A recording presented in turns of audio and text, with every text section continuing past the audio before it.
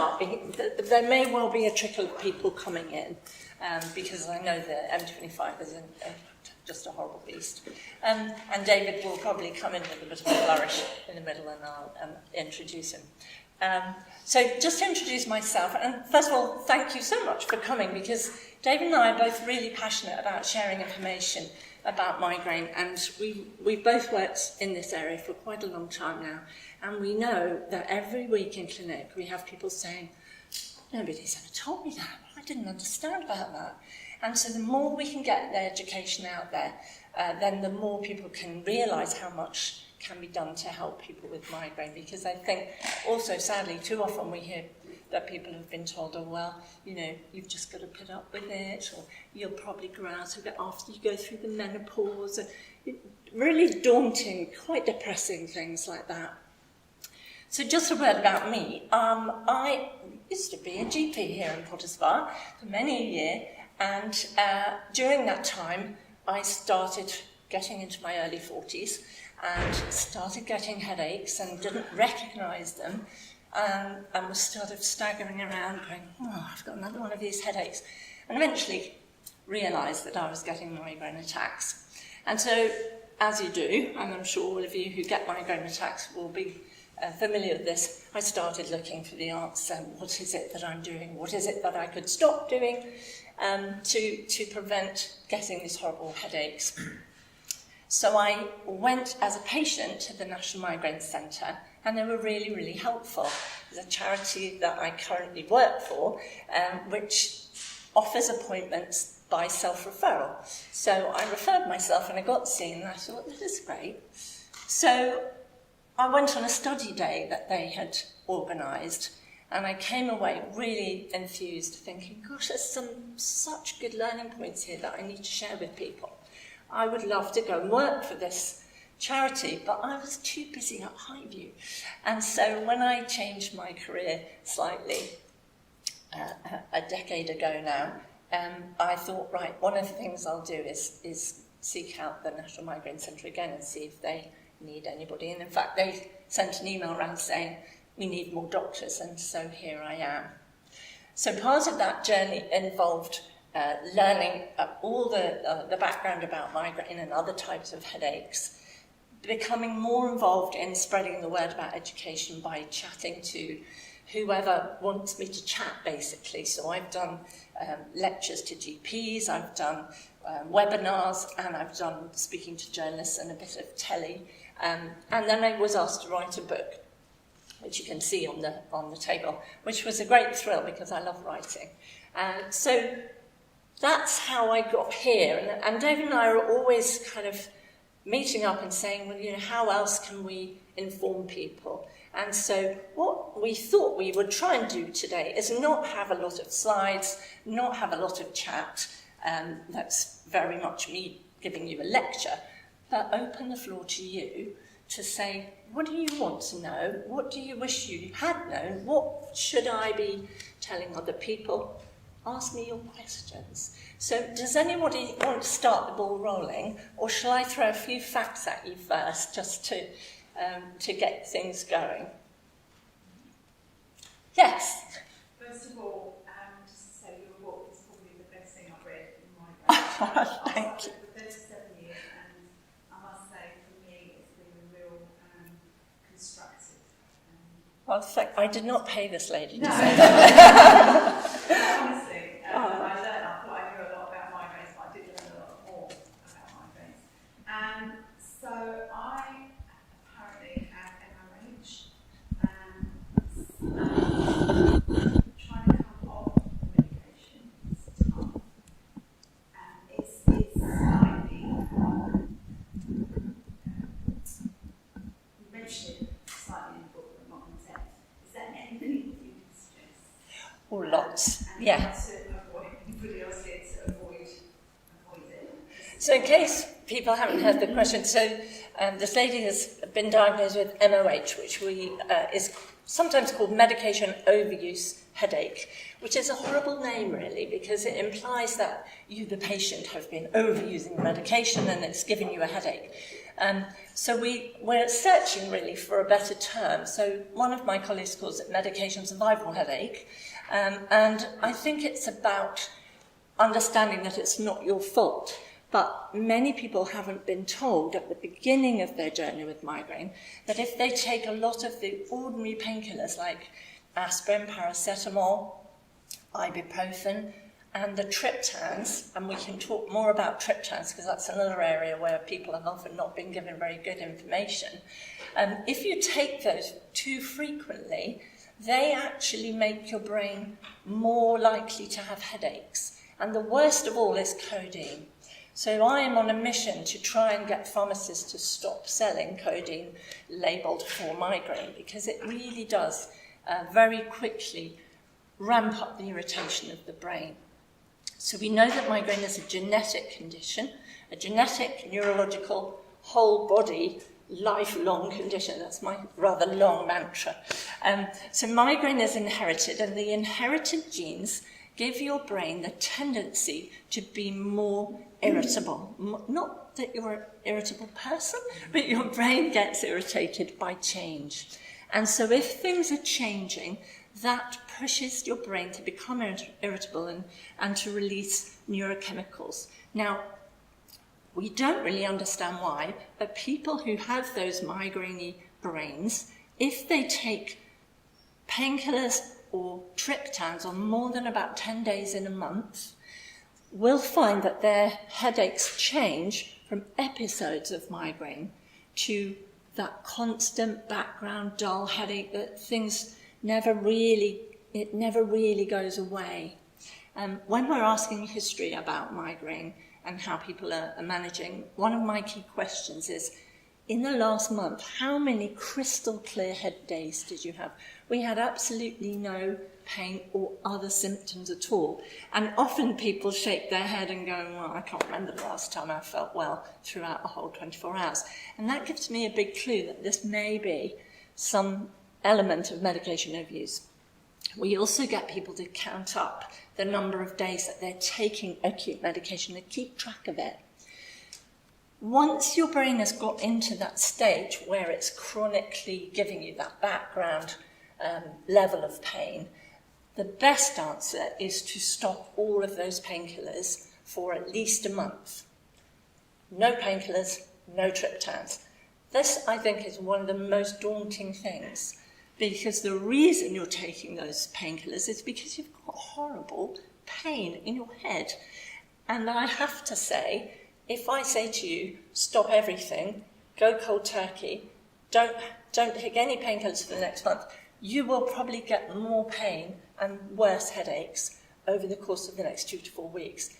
But having said that, there is hope, because then I hear people coming back to clinic going, it was really rough, doc. It was really rough. But then I started to get some crystal clear head days. So I had a friend who was, a few years ago, she said to me, oh, I'm getting terrible migraine attacks. And my GP has said to me, take a sumatriptan every single day. And now I'm still getting them every single day.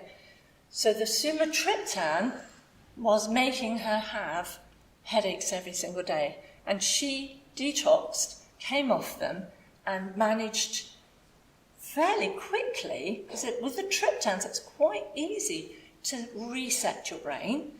She managed quite quickly to get some quite long periods where she wasn't getting headaches, plus the benefit that the triptans then start working much better. So going back to your question, there are many ways of going through that detoxing process. The first one is to go cold turkey, but that is really tricky for some people. So we say to people, look, if you're working or if you've got commitments, you choose the time, because you may feel worse before you feel better. You may need to ask your boss for some time off work. You may need to say, right, in the next 3 weeks, I'm not going to be my usual self. You can, if you are detoxing from ordinary painkillers and triptans, you can probably do that yourself without any support. But if you're somebody, and I have another friend who was taking codeine 4 times a day for about 20 years, I didn't know about it, or I would have had a word. She decided that she would wean down, and with codeine, because it's addictive, if you suddenly come off it, you can get quite nasty withdrawal symptoms. So I wouldn't advise people to rush off codeine. Go gently, gently, gently, and wean down. But it is possible to do it. Normally, the headaches clear between 4 to 6 weeks, but with codeine, if you're detoxing from that, it can take quite a lot longer, maybe up to even 6 months. The other thing is there are various preventative things that we can do to help. So we can do greater occipital nerve blocks, which is a nerve block at the back of the head that can tide you over those first 4 weeks. Or the new anti-CGRP drugs are very helpful with medication overuse, and we can talk a bit more about that if people have got questions. And just ordinary preventers like amitriptyline and propranolol, starting at the time you're beginning to stop the acute medications, can be really helpful. But it's really about seeing, I think one of the messages we would say is if you are struggling, try and get referred to see a headache specialist doctor, because with the best will in the world, GPs have 10 minutes, if that. And it's not rocket science or brain surgery, as sometimes jokingly say, but it is quite a complicated thing to get the history, to make a personalised plan for people, which is why at the National Migraine Centre we have between 40 minutes and an hour for each patient. And can you imagine if you went into your GP and needed an hour of their time to go through it? It's just not feasible. So we really encourage GPs to send people our way. Most of us are GPs, but we've just got that level of training which enables us to have an overview of all the different things that we can offer to people. Does that answer your question? It does. I mean, I did go to see a specialist at University College for the injections, and he said, because I was taking 18 a month, cut down to about 12 to 15 a month. I'm now down to 8, which has been torture. Okay. Are we talking triptans or triptans? Okay. Yeah. But he said, and at the time I went to see him, he said I was taking 2 times. He said he wouldn't give me the injections until I cut down. What injections? These, is it CG? So there are 3 different types of injections for migraine. The first one, which I've just mentioned, is a greater occipital nerve block. So that's 1 injection each side of the back of the head around here. And it's an anaesthetic and a steroid. And we can give those to virtually anybody, from teenagers, pregnant women, anybody can have those, as long as they're not allergic to the anaesthetics, obviously.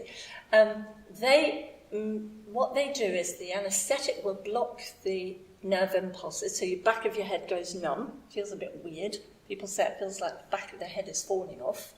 The steroid then kicks in over a couple of weeks and dampens down the headaches. So that's a one-off, or you can have them repeatedly if they work really well for you.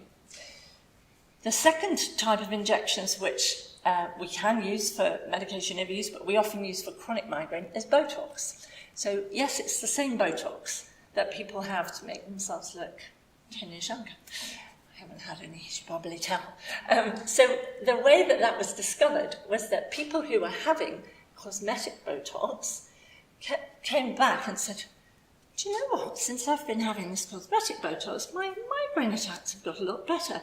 And so researchers then looked into using Botox for migraine, and it works. So it works by reducing the input of the sensory nerves around the scalp, rather than when it's cosmetic, it works on the motor nerves, which makes the muscles move, which is why you get that slightly frozen appearance with Botox. So Botox is possible. It's possible to get it on the NHS as long as you've tried 3 other preventers. The anti-CGRP injections are the new kids on the block. So these are antibodies to the pain chemical that causes migraine attacks, or one of them. There are several, unfortunately, there are several neurochemicals that the brain produces. So CGRP stands for calcitonin gene-related peptide. We now have 3 injections which work against calcitonin gene-related peptide. 2 of them block the actual neurochemical itself. The other one blocks the receptor. So I kind of think of that like a safety plug. So if you wanted to make a safety plug, you can either put a cover on the plug socket or you can put a cover on the plug. So 2 of them put a cover on the plug, the other one puts it on the socket. The beauty of these is that they have low side effects. They are posted to your home, delivered to your home. You inject yourself once a month, and they work wonderfully in about 70% of people. The downside of any new drug, they're very expensive. So we can prescribe them through the National Migraine Centre, but we have to charge people because we're a charity with no NHS funding and we rely totally on donations from people. So people do have to pay for them, and it works out, depending on which one you have, between £200 and £300 a month. So it's not an insignificant amount. I have got some people who say, well, because those have changed my life, I can now work, so I can now afford it. But, of course, many people, it's just not realistic. So I was going to say, the NHS has approved it, NICE has approved the anti-CGRP drugs to be used in the NHS. But, of course, we have to be bound by the guidance and think about budgets and things like that. So what we find is patients who are coming to our clinic sometimes say, well, I asked and they said, oh no, we're not quite doing that yet. Oh no, you haven't had quite enough preventative tablets.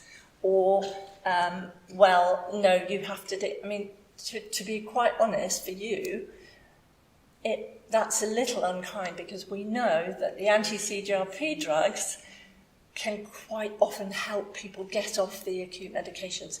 So there's quite good evidence that they help medication abuse withdrawal. You have to have tried, theoretically, you have to have tried at least 3 preventers. And when I say tried 3 preventers, that means medications at the right dose, the maximum tolerated dose, for a minimum of 3 months. So sometimes we have people saying, oh, well, my doctor gave me amitriptyline and I tried it for 2 weeks, it didn't work, so I stopped. And I had 10 milligrams. And I'm saying, well, actually, if you didn't have side effects, you probably need to go back to that amitriptyline and try again with a higher dose, creep the dose up gently, because your brain doesn't like rapid change. And then get to the dose that you feel is either helping a bit or beyond that you feel a bit side effecty, and then stay on it for 3 months, and then you can decide if it's going to help you or not. I think that message is often not stressed enough, and that goes for all the preventers. But we are hearing about some headache services that are saying, well, no, you need to try 5 different ones, which is, again, quite tough. And I think, personally, having been through phases of my life where I've had relentless headaches, it's very disheartening if you're told, well, go away for 3 months and try that, and then come back again and we'll try on another one for another 3 months, and go away again and we'll try another one. And in the meantime, you're really staggering through life with such horrible effects from the migraine. So I do sympathise, but that's just an overview, really, of the injections that are available. Yeah? Any other questions from that? Yes, at the back. Is there a first line preventer? I've got to the stage of HT, symmetric hands, and I think I'm getting like 3 bad headaches, so it works brilliantly with an SPF. So much to answer.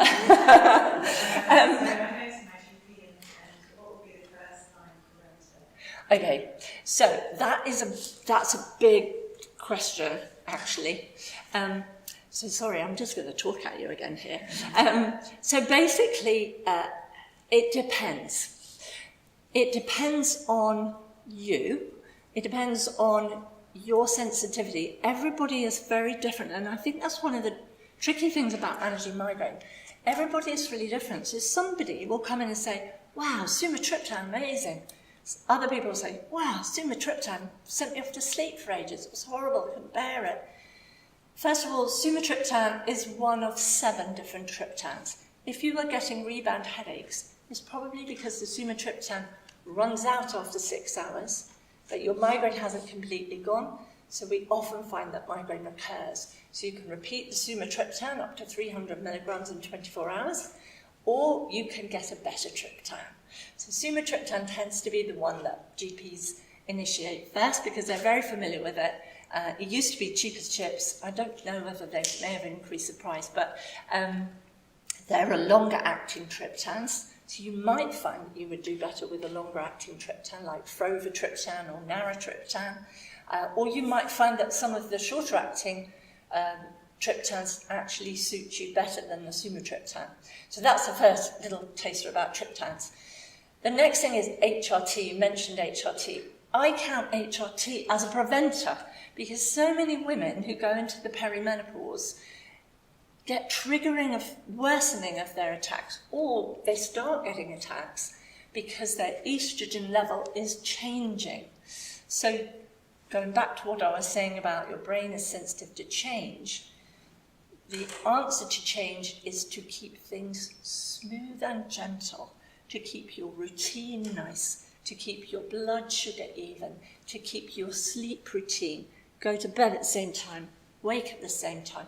Everything needs to be really regimented, and monitoring and getting control of your estrogen fluctuations can make all the difference to women with migraine in the perimenopause. So big tip for that. Transdermal HRT is the best. So transdermal meaning through the skin, and there are various preparations, gels, sprays and patches, and that would need a discussion with your GP. And if your GP isn't sure about whether or not you should have it or what you should have, ask for a referral to the menopause specialist clinics. Yeah. I started on it to try and help my migraines, but they got worse. So it may be that you need another consultation just to work out, has your estrogen gone too high, or is, if people are having tablets, sometimes that gives fluctuations, whatever. Maybe worth fiddling about with that a bit. So tablet preventers, again, it depends then on your comorbidities. So basically that means, do you have anything else wrong with you? So if you have asthma, we wouldn't go for a beta blocker. If you have depression, we wouldn't go for topiramate. If you have high blood pressure, we might suggest a beta blocker or candesartan. If you're having a real trouble sleeping, we might suggest amitriptyline. So there are various different factors that influence which one we pick for you. So I don't think it's possible really to say, first one should always be this, because it just depends on the individual and what else is going on for them. The other problems with some of them is the side effect profile. So amitriptyline works beautifully in some people, but in other people it makes them fall asleep and stay asleep the whole of the next day. I can see some nods. So if that's the case, nortriptyline, much lower side effects. You can switch dose for dose. So if you were dozy on 25 or 30 milligrams, switch to nortriptyline, and you may find that you get the benefit without that sleepy side effect. And again, quite often people just give up. And I think you have to really just go back and ask your GP. Hi, here is my colleague and friend David. Many people around here know about the curse of the M25. There must have been a crash, it was stationary, sorry about that. Yeah, sorry, Katy, I let you down a bit there. Well, that's all right, I just put it in my... We left in plenty of time, but we never... Anyway, here we are. Anyway, welcome to David. Thank you. I've been talking endlessly, so you can now ask David. I've introduced myself, right. So okay. if you want to introduce yourself. Yes, so I'm David Kernick, and I'm a GP in Exeter, down in Devon, and I've run a headache clinic down there for about 25 years, and I've been involved in headache with the British Association of Headache, the Royal College of General Practitioners. I teach headache research headache, and like Katy, right headache. So I've been very much involved in headache for half my career, in fact. So we're a bit like the granny and grandpa of headache, aren't we, really? Okay, I'm the grandpa of headache. So I'm a friend. Yeah. So David actually very boldly decided a couple of years ago, before the lockdown, to do something like this in the Edinburgh Festival. And I very foolishly said to him, I'll do that with you next time. And so this is our kind of test and pilot session as to, if we decide to do that next August, which I think we're pretty determined we will, how it would best work. And so we need your feedback. We need lots of questions, and we need lots of feedback as to whether you found this helpful. And I notice you've got your book there. Yes, on the, little plug for my book. I book don't signing. have one of yours, but book signing. You wouldn't want my book, actually. David's book is the Oxford textbook of headache, and it is currently under revision, and it's more suitable really for GPs or people who are working in headache clinics. So what have you had so far? So we've talked quite a bit about medication overuse headache, injections for migraine, and a little bit about first-line preventative medications and what that might be and how we choose. Right. So we did have another question over here. Do you want to ask your question? Yeah, I mean, mine was kind of around the same thing between preventative, because actually my GP has never offered me different triptans. There's always been the same one, and has tried to push me to preventative, but I'm not keen on taking tablets every day, so I've kind of pushed back slightly on that. So that was interesting. But probably, sometimes you take the triptans and they don't always naturally work and things like that. And, I've read things and I've looked at all caps and stuff like that. So any other tips and hints on that kind of stuff would be greatly appreciated. Right, so I think you probably covered rotate through the triptans. I think GPs don't realise, like many people, one triptan doesn't work. You have side effects, so triptans don't work. So there's 6 triptans, I think, 6 or 7. So rotate through the triptans. You can try 2 or 3 attacks before you think it's going to work or not work. Always take an anti-sickness medication. If you covered I didn't mention that. Okay, this is really important because one of the problems with migraine is organised in the base of the brain here, right next to the centre where the stomach is operated from. So the migraine interferes with the stomach centre, which then closes your stomach down. This is why you get nausea. Some people vomit. But even if you don't get particularly nauseated, I think there's still going to be a hold-up in the stomach. The stomach's not pushing the medication through. So anything you take by mouth is not going to get absorbed very well. So you always, in my book anyway, should be taking what we call a pro-helping kinetic movement, or anti-sickness if you like. So a tablet to move the triptans on through the stomach. So this is what it used to be domperidone, but we now tend to use metoclopramide. That's available on prescription. But you can buy these sort of tablets over the counter. And the proper name is prochlorperazine, but you may know them as Buccosten. And you can buy those from the chemist. You dissolve them under the lip here. So I always suggest you take a prokinetic with the triptan.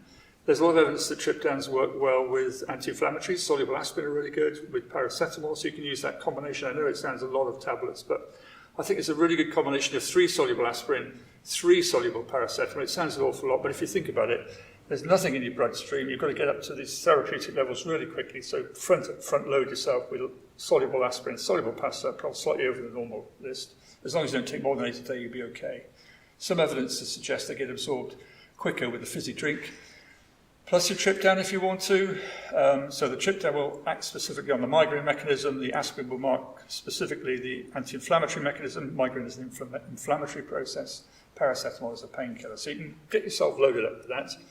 And then also think about other ways of taking triptan. So if you feel your triptan is not getting absorbed, if you have significant nausea or vomiting, then you can use a nasal spray. Or the gold standard is a triptan injection.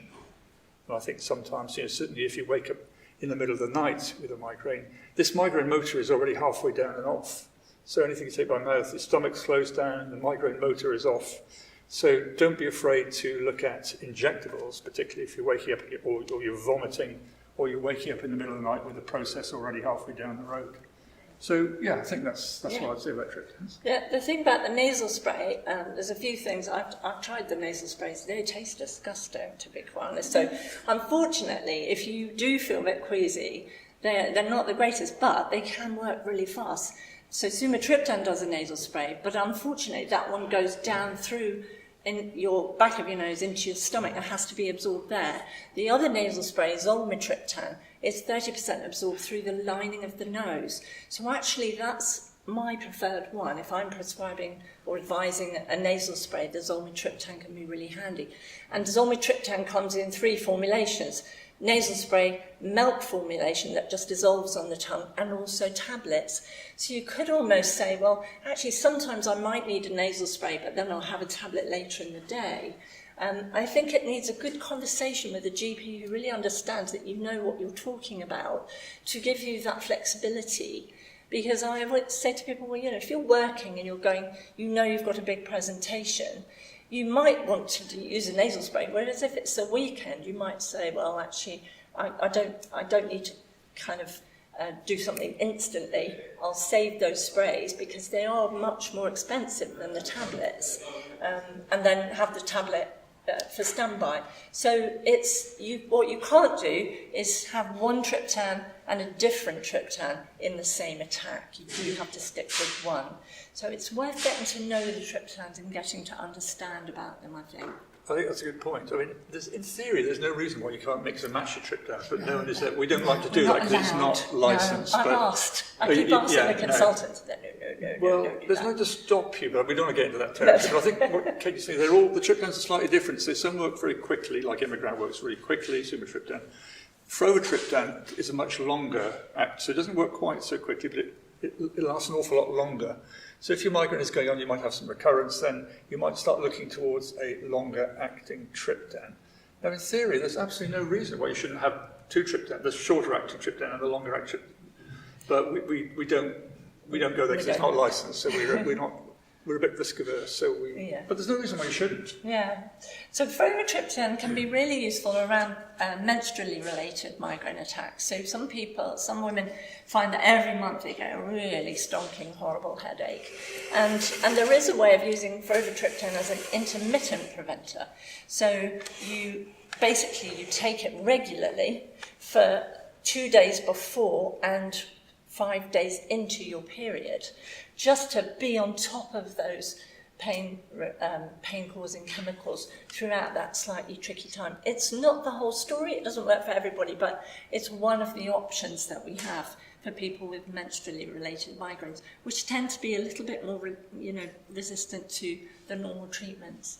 The other thing was, just to go back to what you were saying about the anti-nausea tablets, so often we have patients who say, oh, I get really, really sick at the beginning of my migraine attack. So what have you tried with that? Well, nothing. Well, there's loads of stuff to take for nausea. The basic stuff can be ginger. You can try acupressure baths. But medication can be really, really helpful. And there was a study that looked at paracetamol. And if you take paracetamol, I used to try it. Paracetamol on its own is a bit rubbish for migraine. It doesn't do anything. They added in metoclopramide, 10 times more effective. So we often talk about the fizzy drink, and soluble aspirin is, if you can take it safely, is often magic for people with migraine. And we get them to dissolve it in a small can of Coca-Cola, which is the only time I ever recommend Coca-Cola. I hate Coca-Cola personally, but so Coca-Cola has 3 elements, and I learned this from Anne McGregor, who is the professor who's done most of the research on women and migraine in the world, actually. And she gave a lecture and said Coca-Cola has 3 things. Fizz, so you dissolve that soluble aspirin to a large surface area.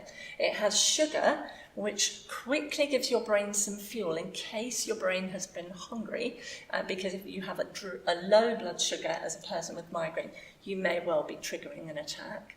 And caffeine, as long as you are not overusing caffeine, caffeine can work as a co-analgesic, so it makes the pain-relieving benefit of the aspirin even stronger.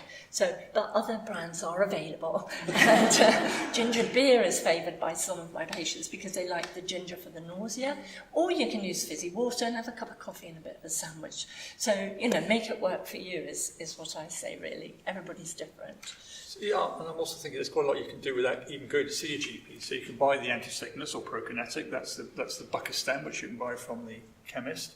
You can buy a soluble aspirin, you can buy a soluble paracetamol, you can actually buy Migraine, which is a triptan. You can buy 50 milligram Migraine tablets from the chemist. They're quite expensive over the counter, but at least you've got quite a lot of control there without going anywhere near your GP. I think you should see your GP, but if for some reason you don't want to, but there's quite a lot you can do. Yeah. And treat early as well, that's the important thing. And when you treat with a triptan, you've got two issues. First of all, you've got this gastric stasis, so the longer you leave it, the less likely it is to get absorbed. Then you've got the fact that the migraine motor starts winding up and it's got a momentum which is harder to stop. So the earlier you treat it, the better it is. But having said that, if you get aura, there is a suggestion that you take your triptan when you, I don't know what you think about this, Katy, but there is a suggestion that if you take your triptan when you have an aura, it doesn't work quite so well. Now, we don't know why that is. I don't know what your experience is of that. That's what they say, isn't it? And I think that's probably true, but if you take your aspirin at the beginning of the aura, then that works very nicely for aura. Yeah. I think, yes, and I don't know why that should be. And the other type of migraine that we see quite a lot of is vestibular migraine, which is where the predominantly bothersome symptom is dizziness. Sometimes takes a while for people to be recognised with that because they go to the doctor and say, I've got terrible dizziness attacks, and then they go around ENT and they have balance tests and they have all of that. And right at the very end, somebody says, oh, you might have vestibular migraine. And there's some evidence that taking a triptan helps with that, even if you haven't got much headache. Yeah. So I think, again, everybody's different. It's very hard to make one rule for everybody with migraine, I think. Did you have a question? Yeah. I meet your profile from genetic. My late father had it. I remember missing school when I was at junior school. I've had it the whole of my life, and I'm now quite old. Anyway, it subsided a little bit. Unfortunately, I had to have chemotherapy, and I never got a migraine. The whole time I had 6 months of chemotherapy, I didn't get a migraine. Right. And it petered out a lot, but now, unfortunately, it's coming back. Right. I've been taking Maxalt for years. Right. It masks it. I still have to go to bed. Yeah. I get very dizzy, and you just mentioned the dizziness. Yes. Now I get very, very dizzy without having a headache. Yeah. So the prochlorperazine, or the Bucostem that David was talking about, is also an anti-dizziness medication. So I use that quite a lot for people with vestibular migraine as part of their initial acute treatment. I think dizziness is such a debilitating feeling, isn't it? And this is last week I had 6 days where I actually couldn't do anything. Yeah. I mean, it's very debilitating. It's really horrible. I think this is why we're always banging on to try and spread the word that migraine is not just a headache. You know, we ask the question, what's your most bothersome symptom? And sometimes people will say, well, I do get a headache, but actually the brain fog is awful. I can't think straight, I can't find the right words. Or I get dizziness, or I get fatigue. You just can't do anything. It's hard to explain. Yeah. But all you want to do is lay down. Yeah. Maxalt masks it. Yes. So have you tried any other triptans? I've tried Migraine, I've had the injections, I've had the spray, I've had the melt under the tongue, I've tried everything. Have you tried all 7 triptans? I don't know how, but the doctor put me on to Maxalt, and I've been taking this for the last several years. Yeah. Several years. And not more than 10 days in a month? Sometimes it lasts 6, 8 days. I don't know, had 10 days where I've had to take them, but I have had to take 2 or 3 in a day. Yeah. So Maxalt is one of the triptans. That's the brand name. It's actually called Rizatriptan, and it comes as a milk formulation that dissolves on the tongue, or as a tablet. It doesn't come as a nasal spray or an injection. It's very variable with the different ones as to what formulations. And it used to take an hour and a half to kick in. Yeah. Now it's taking nearly 3 hours to kick in. Right. But then I do get to 4 or 5 hours without a headache, and you kind of, you can get on and doing a few things, and then it comes back again. Okay. So I feel it only masks it. Yeah, but sometimes that does happen. I wonder if we talked a bit about triptans, we don't want to be stuck on the triptans. That's quite a useful taking off point, Katy. I wonder when you said migraine's not just a headache, to really explore, and I'm sure you're all aware of this, and probably no one's spelt it out to you, but migraine doesn't come alone. Migraine comes with a whole package of stuff. that we call multi-morbidities, many morbidities, illnesses. So there's lots of stuff that goes with. I just wonder if you just flag up this now, just to go off on a slightly different route. Yeah, sure. So let's run through a list of things. These are things that you're more likely, I'm afraid, it's migraine, you get a whole package of stuff, I'm afraid. It's probably mostly genetic, but you get stuff that goes with the migraine. You may well recognise some or all, or none of this. So let me just try and realise, I'm sure Katy will fill in the gaps here. So probably the most common thing is anxiety and depression. I think there are similar biochemical mechanisms around this thing called serotonin to do with migraine, to do with anxiety and depression. So that's the thing that's most common, more than the general population. So you're likely to get more anxiety and depression. You're more likely to get other painful conditions. So, for example, fibromyalgia, muscle pain all over, abdominal problems, mainly irritable bowel syndrome, but any abdominal problems, poor sleep issues, restless leg syndrome. I don't know if you recognise that. At night time you're in bed and you've got heebie-jeebies going up and down your legs. Loose joints we're recognising increasingly frequently. I bet there's some people here that can push their wrists over backwards. Yeah. You probably get a load of stuff as well. I'm sure with that we're beginning to recognise this more often. And a thing called POTS syndrome you need to be aware of. Postural tachycardia orthostatic tachycardia syndrome. So you feel lazy when you stand up, or you can't stand up, or so all sorts of stuff like that. Mm-hmm. Other comorbidities. Celiac disease is more common. Yeah. ADHD or ADD and autism are linked, mm-hmm. and definitely anxiety. I think we recognise that anxiety is about 9 times more common with people with migraine. Sometimes that's anticipatory anxiety. I'm really worried I may get a migraine attack. But I think the relentlessness of it, especially with chronic migraine, means that that's a big one. Mast cell issues. This is something, again, I think we're increasingly beginning to identify, and I now ask questions about the bendy joints, the hypermobility, and could you do the splits when you were younger? Can you put your hands on the floor?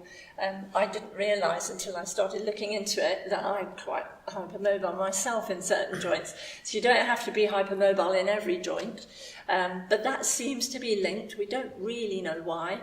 POTS, as David was saying, is about if you're sitting, your pulse is a certain level. When you stand, your pulse increases by about 30 beats per minute because you've got rather more stretchy blood vessels, and so your blood kind of pulls down in your legs. We think that's what's happening, and that can sometimes be linked with it. But mast cells release histamine. So I ask questions about, do you get allergies? Do you have food intolerances? Are you sensitive to certain drugs? Are you getting acid gastritis or IBS? If you scratch your arm, do you get a big red line on it? I normally do this with the patients on the video call, and I'm scratching myself going, what's yours look like? And then sort of holding it up. Just the difficulty of not seeing people face to face.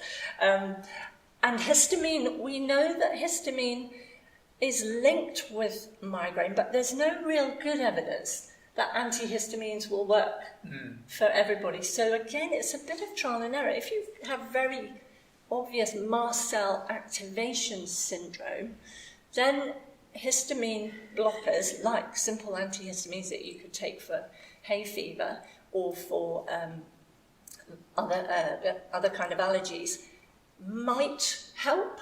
And they're very easy and safe to take, so it may be worth trying that. I'm going to give another plug now. So this mast cell activation syndrome hasn't been recognised for very many years, and quite a lot of people and doctors are not really up to speed. So we have a podcast from the National Migraine Centre, which there are lots of episodes on various different topics related to migraine. It's called Heads Up, and it's on all the podcast places, Spotify, Apple Podcasts, etc., etc. And there is an episode on mast cell activation syndrome, so if you're interested in learning more about histamine, I would recommend having listened to that. It's more of me talking. David talks on one or two of them, and we have a lot of guests, and we also have a lot of patient stories, which people seem to It's a great podcast. I mean, Katy is queen of the podcast, basically. I mean, she's too modest to say this, but it's probably the best podcast on migraines. Hugely extensive, very, very good. So I would recommend you have a look at that. Just to go back, I think it's really important to focus on these comorbidities, particularly anxiety and depression, because these are things that can be addressed. And it's a bit of a both works both ways. You know, you're anxious that you're going to get a migraine, so you don't go out, or you sort of trouble struggling at work. So that makes you more anxious, and you get depressed, and you get more migraine. So the whole thing gets into a real muddle. So it's really important to address that, speak to your GP. There's plenty that can be done for both anxiety and depression. So don't be afraid to seek help for that. I mean, mental health is a lot better than it was. It's still a bit stigmatised, as is headache, in fact, is migraine. But I think everyone now is very aware of the fact that it is a problem, and I think you should go and look for help if you. Just another thing to flag up about comorbidities, something that's interesting me increasingly frequent is these, and it doesn't apply to everyone obviously, but these adverse childhood events. You know, this is a big thing. It's reckoned that 30% of the population have something that's gone on in childhood that's affecting them, whether it's emotional, physical, whatever. And these things, what we recognise, these set up chronic inflammatory patterns, and these can influence very much our lives ahead of us. And I think it very much feeds into this migraine as well, actually. So I think if there is anything lurking in the cupboard, it's worth getting that out to the open as well. Well, yeah, one thing that a lot of people have been told, and I've had this along my journey with migraine, is, oh, it's probably stress. Oh, it's probably stress. As if you can just de-stress and suddenly you'll be better from your headaches or your migraine attacks in whatever form they are. So I would say it's never always just stress. But stress is quite an important factor, and often people say, well, if I'm stressed, I'm more likely. So it's one of the things that adds together to push your brain towards that irritable threshold. So if you can deal with stress by whatever means, that could be have some counselling, it could be write freely for 20 minutes, everything that comes into your head. I'm quite an advocate for expressive writing. Sometimes just getting your thoughts out onto paper can really help. Or it might be do some yoga, or it might be do some relaxation breathing, or it might just be go for a run. I've been recently running, which is quite a shock to me because I've never thought of myself as a runner, and it's really helped my migraine attacks reduce. But of course that's not the case for everybody. Not everybody wants to go out and run.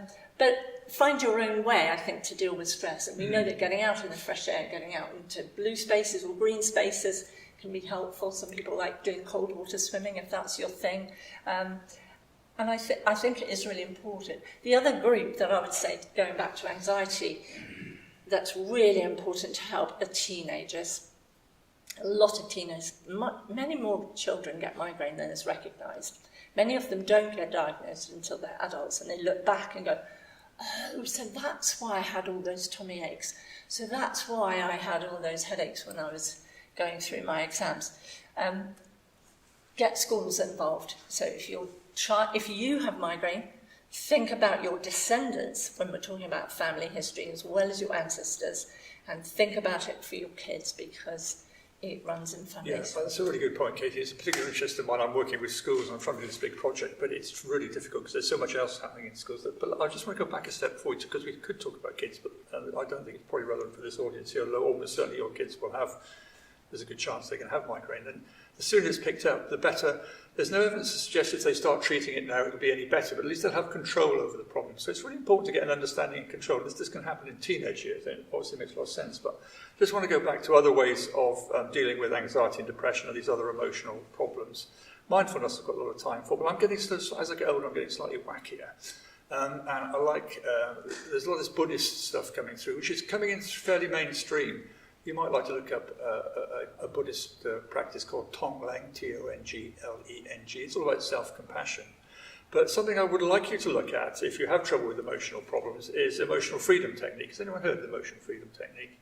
It sounds extremely wacky, but it is becoming mainstream.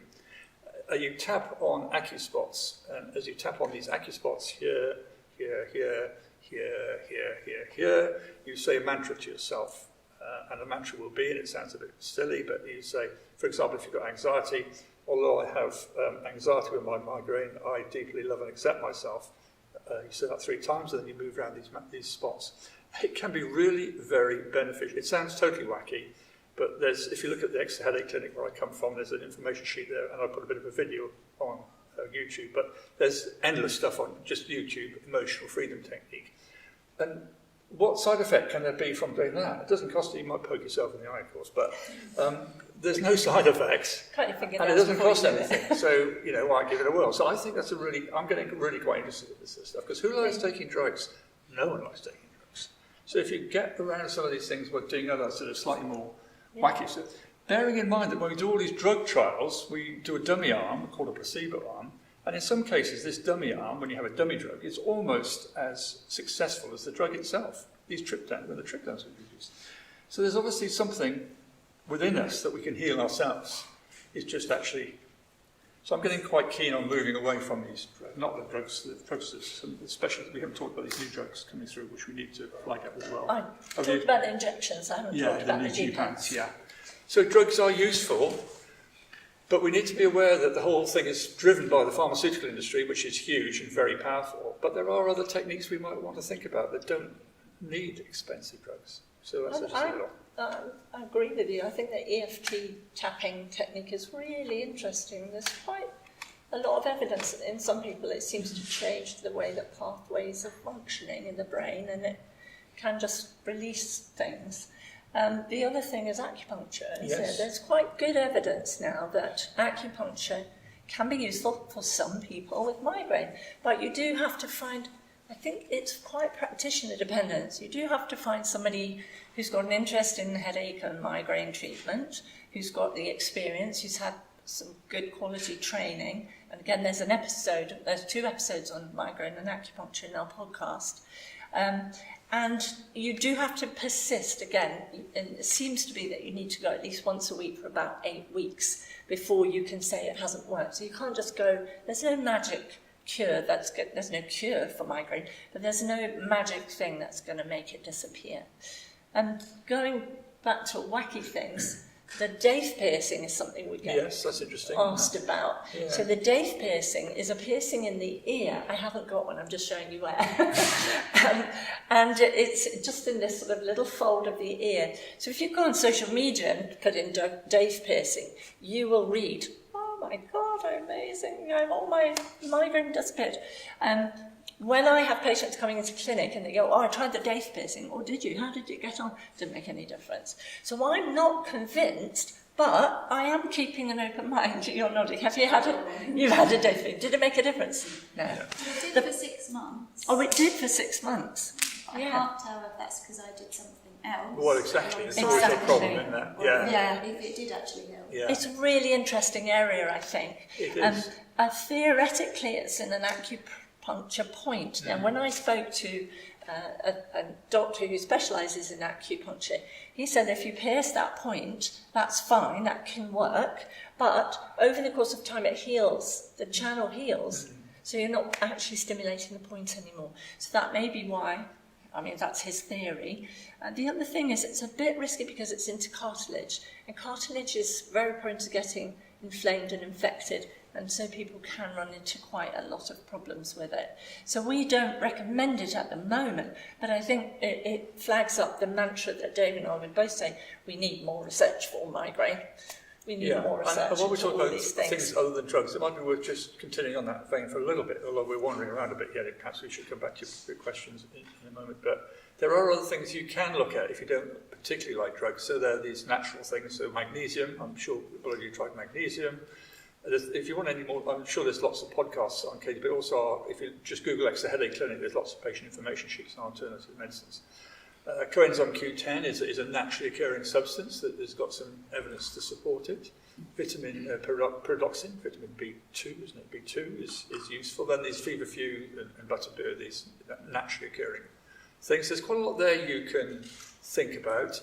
There's also electrics that are becoming the big thing of the moment. I always like to go back to those Victorian times. You know, they had those big machines and they put them on people's heads and they tried to cure everything. Well, electrics are coming back.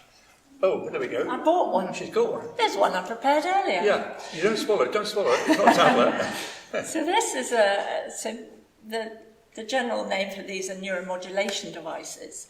And this is the one that we recommend most frequently from the National Migraine Centre because it's more easily available than the others.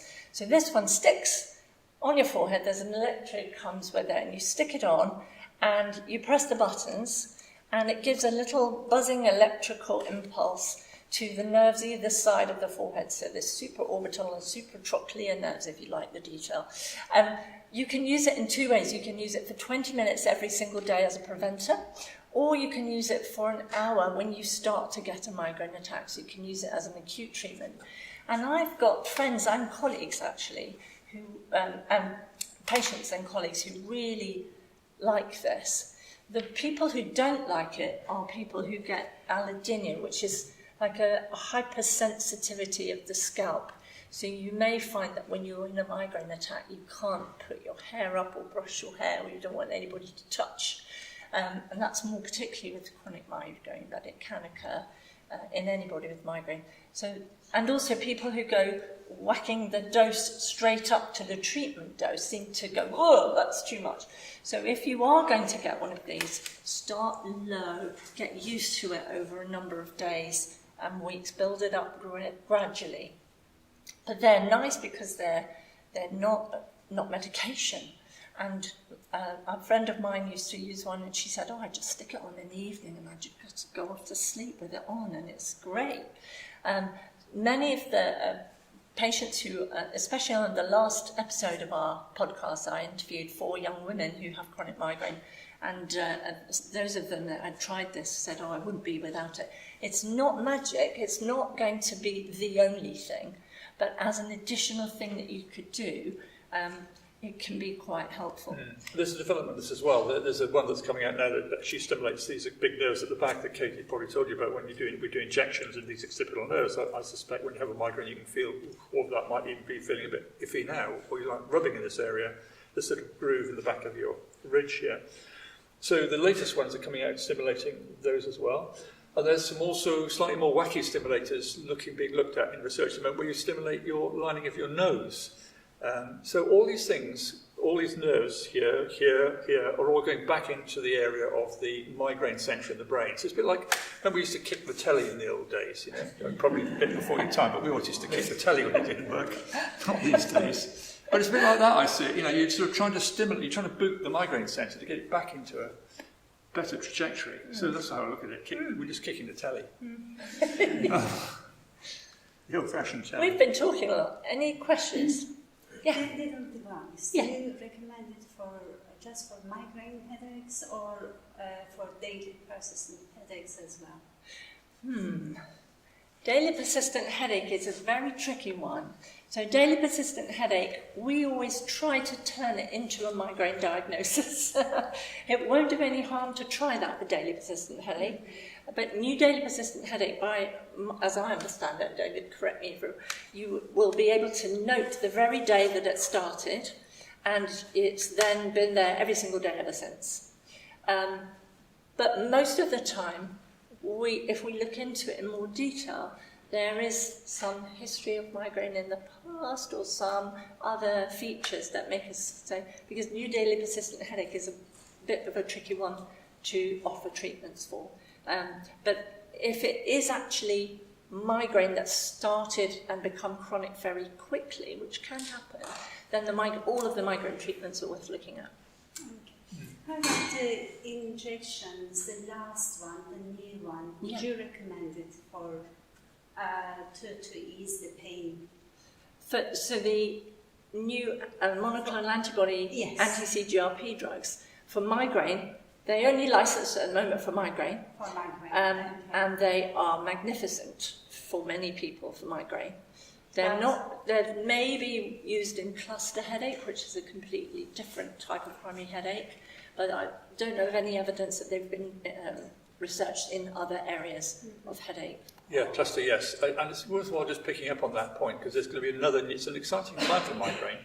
There's going to be another new generation of medication coming out next year, similar to these injectables, CGRP, but they're in tablet form. The group of drugs are called GPANTs, GEPANTS, and they're a similar drug to the injectables, but they're taken in an oral formulation. They've got a very low side effect profile. They're looking very promising. You can use them instead of triptans, as well as prevention, which makes it slightly confusing. How they're going to be used depends very much on the price they're going to be. They're going to be expensive. But there's absolutely no reason why these drugs shouldn't be, and I shall be, because I'm advising the NICE committee that actually looks at these, And I'm going to be pushing really hard that these are given to primary care, the GPs can use them. There's no reason why GPs can't use them, because there are very few side effects. Their only limitation is going to be the price. So at the moment, I'm sure Katy told you, it's GPs have to use 3 preventers at a reasonable dose, a reasonable length of time. Then if 3 don't work, then people can be referred onwards for consideration of these new drugs. But the problem is, because neurologists are so busy in the country, everyone is trying to push back. So in some areas, it's freely available, these new drugs, this new generation. In other areas, you haven't got a chance, because they just, they're trying to delay and long waiting lists, and they just don't want to see people with migraine. So it's very patchy, and it depends very much on where you live, doesn't it? Yeah, very much so. Postcode lottery, really. Did you say the name again? Well, the new group of drugs are called, the actual overall name is GPANTs, G-E-P-A-N-T-S, GPANTs.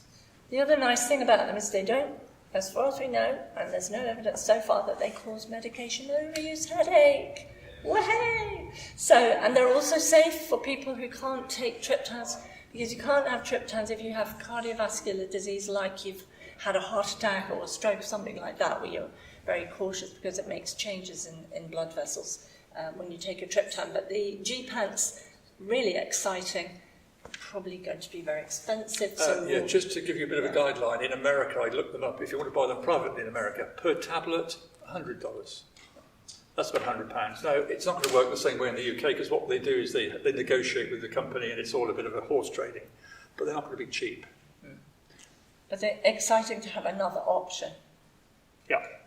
So when I take a triptan, it amplifies the pain for me, and so I've tried rizatriptan and sumatriptan, and every time I take them, it just ramps up the pain for everything.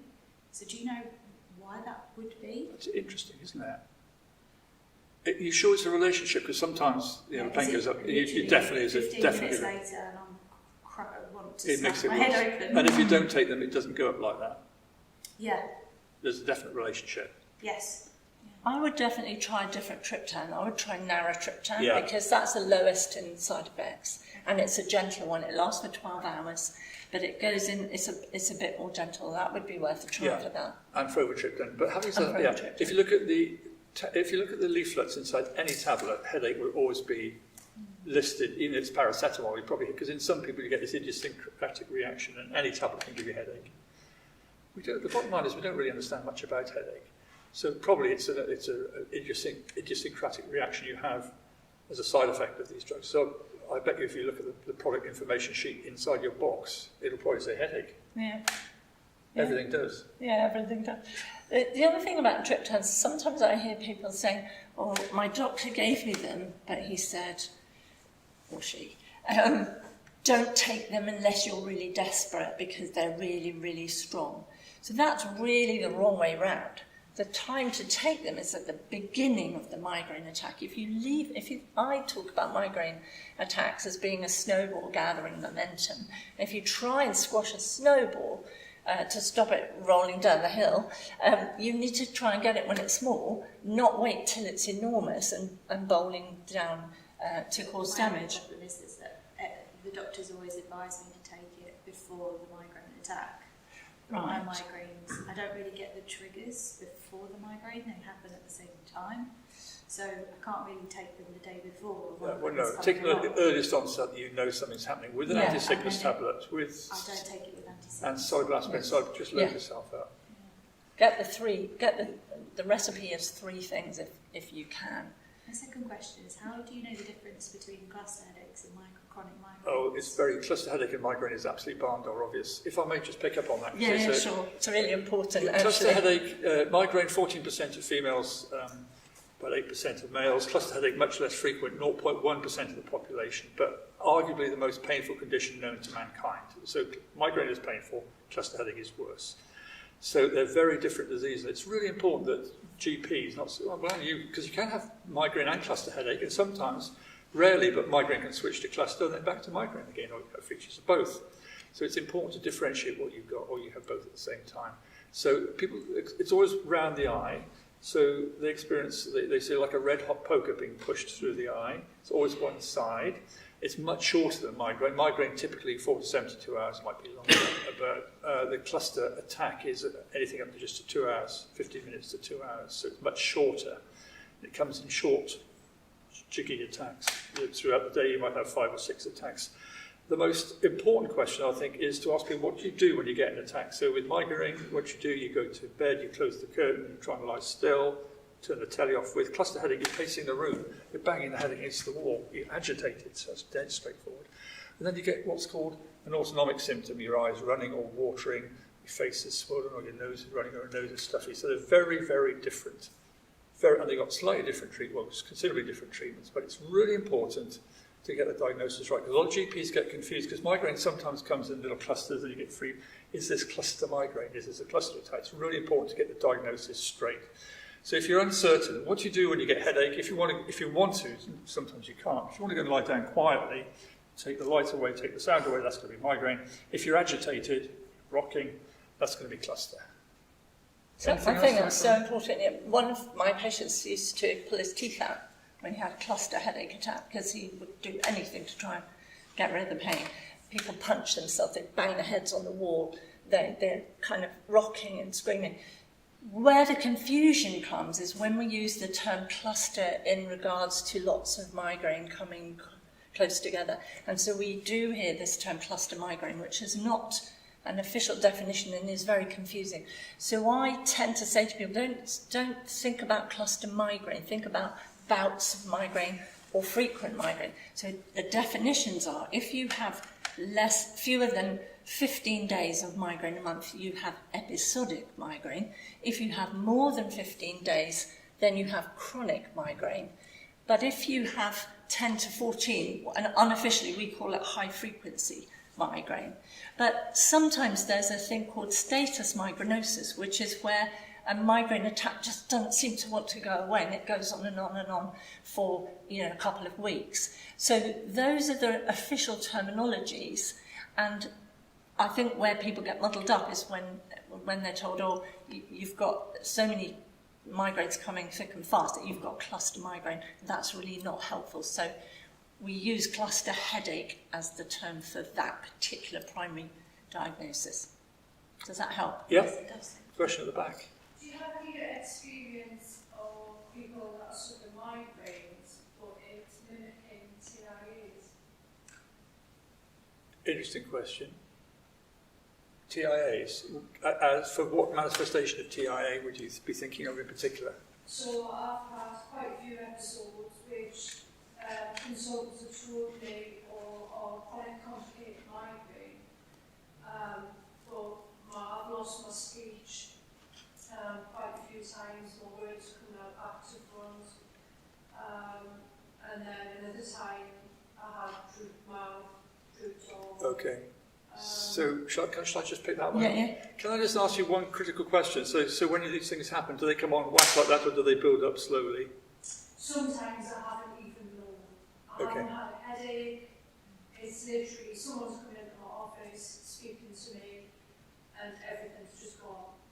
Right, but is there any build-up? Does it move? Is it on the move, these symptoms? So when your mouth droops, does it?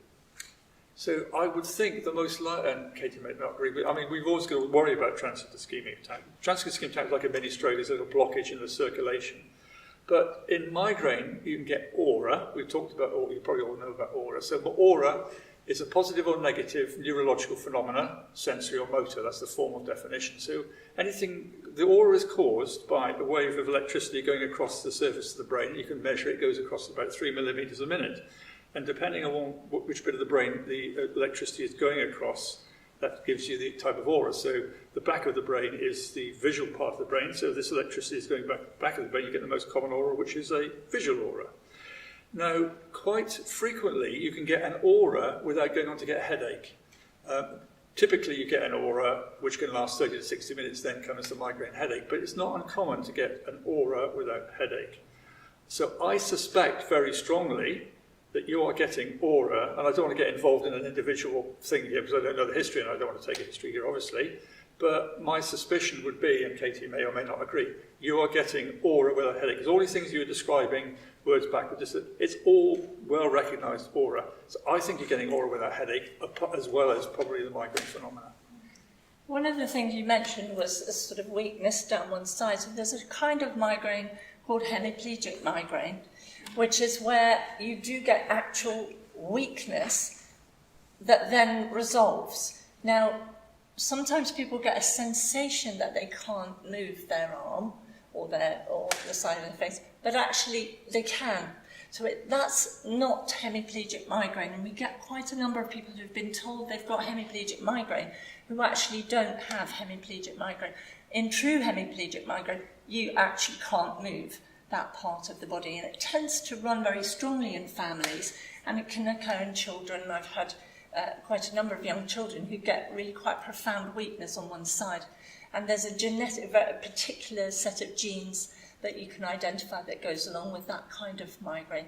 So that's an interesting other factor.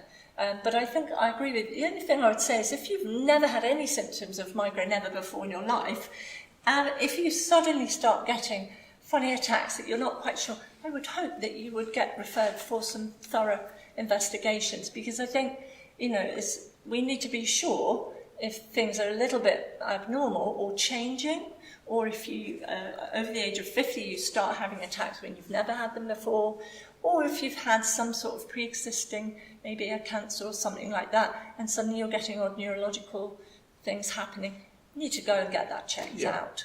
You can get some really odd auras. I've got one person who has an aura once a year, and she has a hemiplegic aura. She's unconscious. She's unconscious for a week. She goes into hospital for 3 weeks, and that happens once a year.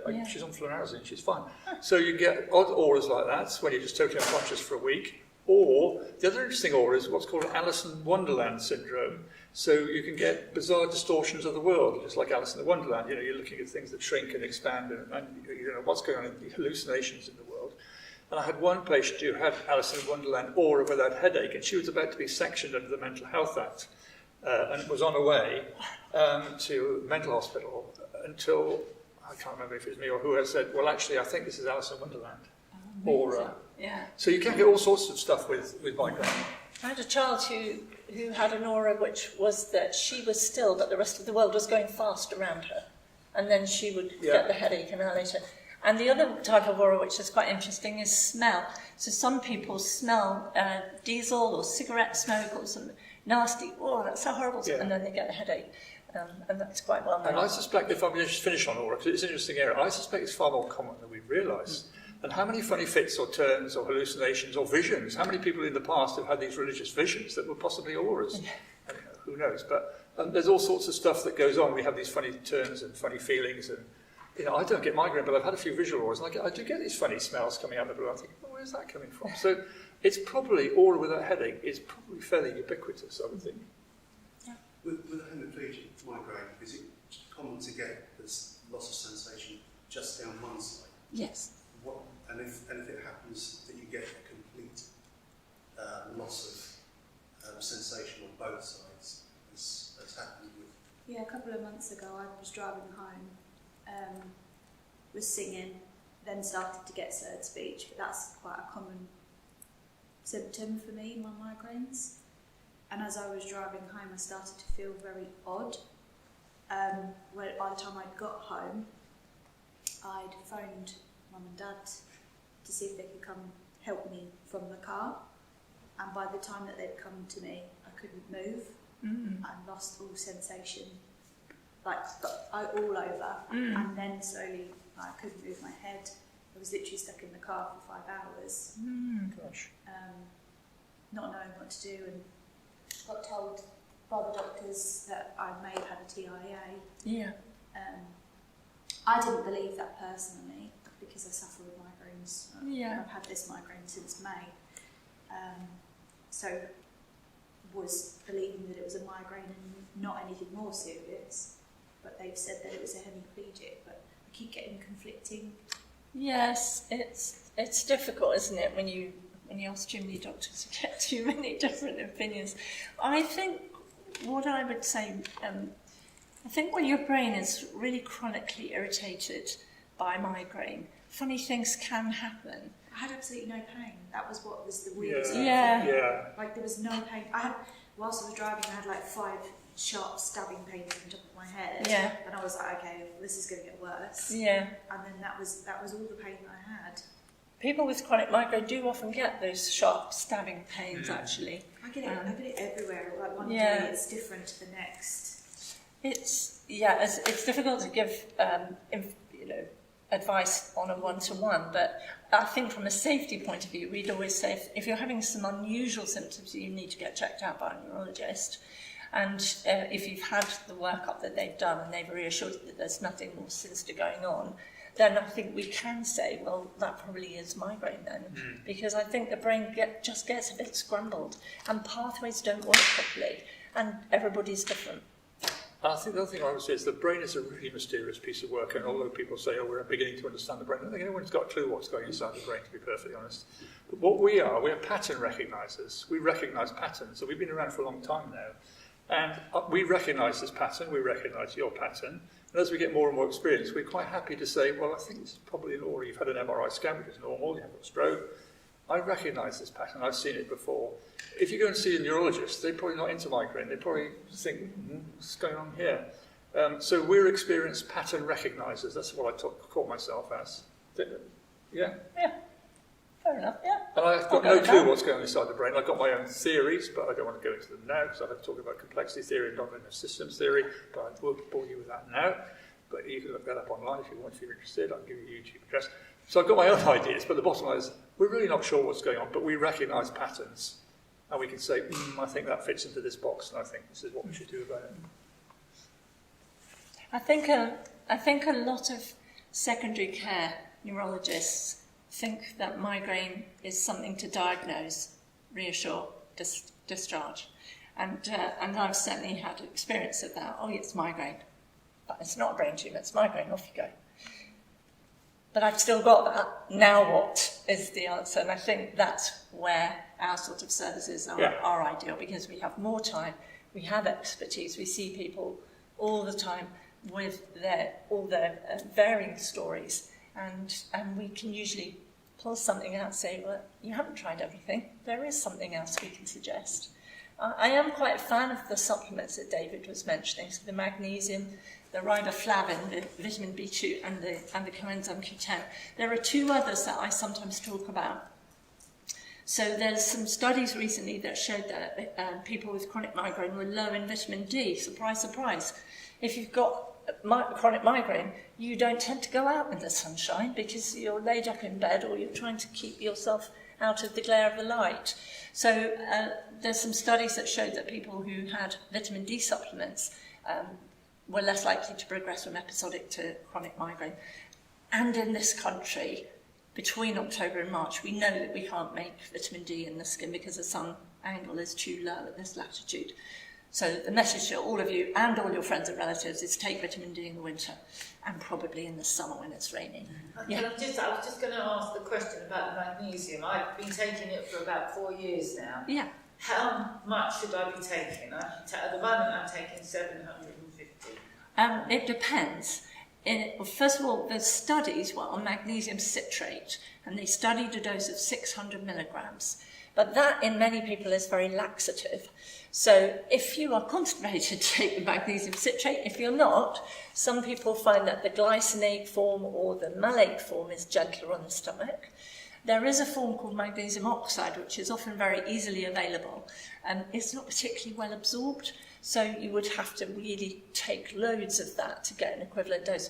But 700, I think that's a good dose. That's a good dose. And with magnesium, you do need to keep going for at least 3 months with any of these. It must be. I was somewhere, and a French pharmacist recommended it. We were talking about it. So just try it. It's a great thing to take. I don't know whether it's in my mind that it helps. I felt that it's helped a lot. I think the thing with magnesium, it can help with sleep, so take it in the evening. I take one in the morning, 375 in the morning and 375 at night. Okay, you could take it all at night. That would be really fine. Yeah, you could do that. One of the problems with migraine is it's very difficult to know if things work because migraine tends to, well, not in everyone, but it goes like this, and then something happens and it goes like that, and something gets okay in life. So migraine waxes and wanes, so it's always very difficult to know if you're taking something. Does that work? Because it might have been what's called the natural progression of migraine. It's called what's regression to the mean. So when something is going like this, if it's bad, the next step is going to be, it's probably going to get better.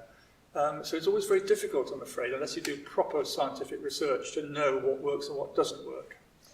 The other thing with magnesium is quite good for anxiety. So I think if you try something for give it a good dose, 3 months. If after that you like taking it, you feel you've had some benefit, certainly with magnesium, it's perfectly fine to carry on with it. If you're not sure but you want to carry on, that's fine. If you are really fed up taking it, then wean down and stop it. The other supplement I was just going to mention was omega-3. So we know that high doses of omega-3 are good for us. Generally, it seems to be good for our brains, and there's some evidence that people who took that were benefited when they had chronic migraine. But you can get that through diet. So you just need to pile into the salmon, tuna and mackerel or the oily fish. So that's not so easy for vegetarians or vegans. But so those 5 are the ones that I talk about. Coenzyme Q10 is the most expensive and the one that I find least people have tried. But there is some evidence for it. And again, some people will come back to me and say, I think this vitamin B2 has really helped. And other people will say, nah, tried them all, didn't do anything for me. So, it's just something else to try, really. Any other sort of general questions? Because I'm mindful of time's yes, moving we on. need to be winding up. One at the back there. Can I ask a very quick one? You mentioned on MRI, you might have an MRI that's clear, which would be reassuring. But do you ever see results on MRIs that cause migraines? Because I have a few sort of things reported that Yes. are very nerve wracking. Do you want to Yeah, say? well, I think it's an area of interest of mine, because everyone wants a brain scan, don't they? Everyone thinks, is this a tumour? So tumours and migraine are extremely rare, actually, and some people would say they're nothing, they're not related at all. But everyone is worried, particularly if you go and see a neurologist, you're almost certainly going to get a brain scan. Now, the problems with brain scan is that it shows up an awful lot of stuff. Everyone's worried about a tumour. It's very, very rare that tumours cause migraine. I'm not saying they never do, but it's extremely rare. And particularly if you've got a long pattern, you've got a long history. If you do unfortunately have a brain tumor, it's probably totally coincidental to the fact you've got migraine. But you will always get one if you go and see a neurologist, inappropriately in my book, I think. Because one of the problems is that there are these things called incidental abnormalities that can be found. I don't know if anyone's had a scan, which can raise all sorts of anxiety. So there's the most recent study, when GPs refer for scans, 17% of people they referred had an incidental abnormality. That was something inside the brain, like a little cyst or a blood vessel abnormality, that, there's something there, but it's nothing to do with your headache, but nevertheless, we're not quite sure what it's all about. So I think the bottom line is with scanning, is don't go inside your brain unless there's a really good reason to do so. Because as we get older, I'm almost certain if I had an MRI now, I'd have endless stuff inside my brain, which, I prefer not to know about, actually. White matter stuff, if everyone's had a scan and they've reported white matter changes. We don't really know what that's all about. That's what I'd say. Don't go inside your brain unless there's a really good reason to do so. What are we looking for? We're looking at very significant shifts in migraine, because migraine shifts all the time. We're looking at very significant shifts. We're looking at other things happening that might be new. We're looking at raised pressure inside. We're always looking at the back of the eyes to see if we can pick up raised pressure behind the eyes, and the optician can do that quite suitably. But I don't like brain scanning. I very rarely refer people for brain scans. A lot of people who come and see me have been to neurologists and got a scan, and some of them get this report, white matter intensities, hyperintensities, and that raises anxieties hugely, but we don't think there's any significance. Nobody has really found out why that happens, but it happens quite commonly in people with migraine. But there's nothing to do about it. It doesn't mean anything.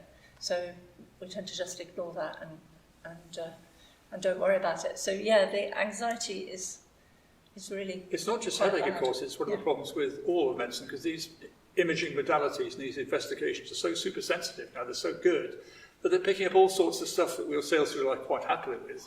And now I know I've got a little cyst on my kidney or something. I'm thinking, we'll have another scan in a year's time. So they're throwing up all sorts of stuff that you sail through life quite happily with. So don't go inside a scanner unless you really need to. It's 2:30, Katy. Yes. Any more burning questions? Burning general questions rather than specifics. Looks like we've been covered. We've exhausted you all. We've exhausted. We would be grateful for any feedback. I mean, I haven't had the time to do any feedback forms, but if you just Google the Exeter Headache Clinic, there's an email address there. If you could just, because we're just trying to we're just putting our feet in the water a bit, aren't we? Yeah. Was this useful? How could we change it? Was it too much? Was it too little? Was it too long? Was it too short? We are going to have a listen to the recording, and if it's good sound quality, then we may put it out as one of the episodes of our podcast if everybody's happy for us to share that. And thank you all very much for coming. If you're on Instagram, I'm Migraine Doc on Instagram. Feel free to DM me with any feedback as well, or email David at the Exeter Headache Clinic. Katy's queen of social media as well as queen of podcast, actually. I want to say thank you. It's been very, very interesting. It really has. Good, I'm glad it's been useful. I'm sorry it was a bit late. Yes, Excuse me. Right, safe journey home, everyone. Don't forget Katy's books.